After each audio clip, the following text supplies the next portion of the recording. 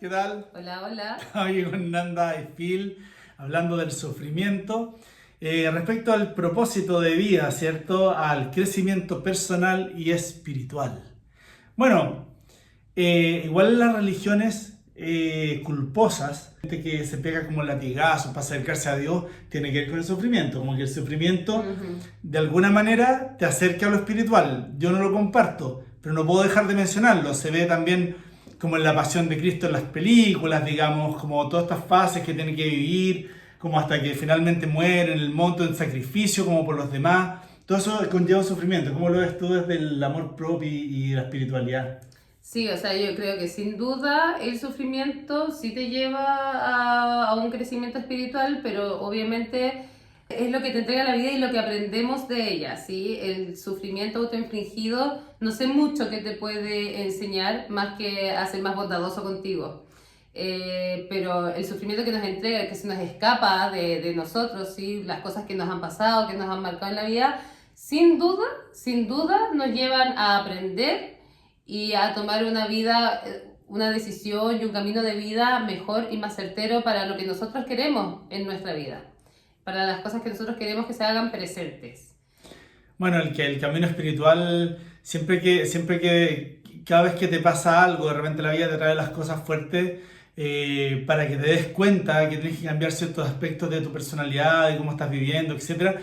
Y todos esos cambios involucran un sufrimiento. Ujú. Y una vez pasado ese sufrimiento viene el aprendizaje. Obviamente estamos hablando de ir evolucionando en el camino y ir adquiriendo ese aprendizaje espiritual. Pero hay gente también que se queda pegada en el sufrimiento y el sufrimiento te estanca, tiñe todo de dolor.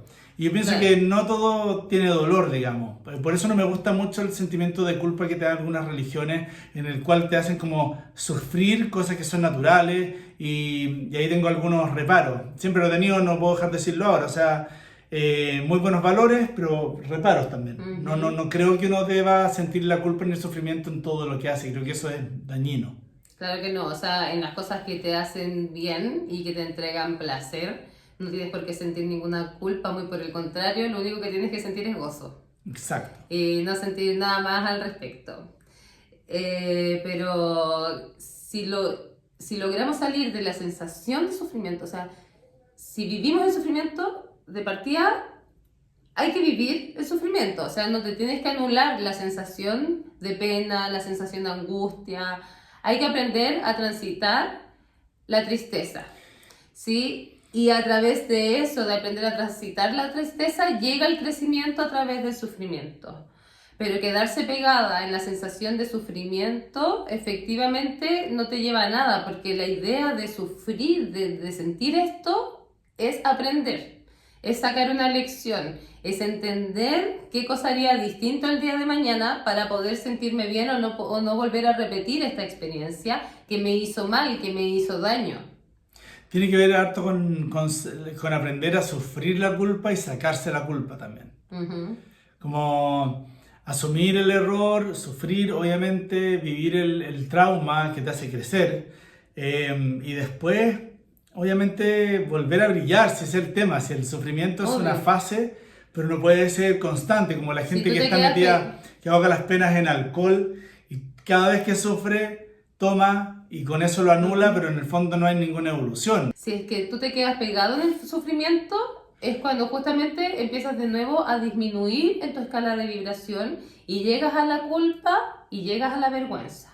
Claro, porque el sufrimiento es por algo probablemente que sucedió, entonces si uno se queda ahí, empieza a decir, en realidad esto fue culpa mía, y finalmente, claro, como decís tú, la vergüenza de la culpa, y ahí llegaste al fondo, y en el fondo no queda nada más que anularse. Exacto.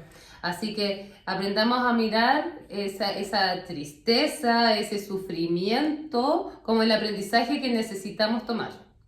Y eso en el fondo es llevado hacia el propósito, hacia el crecimiento, el desarrollo espiritual y personal de cada uno. Si nos quedamos pegados en el sufrimiento, nunca vamos a encontrar nuestro propósito porque siempre nos va a desilusionar, vamos a sentir una vida sin sentido, no vamos a encontrar algo que nos motive porque al final lo único que encontramos es el porqué de sufrir. Tristeza no tem fin, felicidad y sí. Hasta la próxima.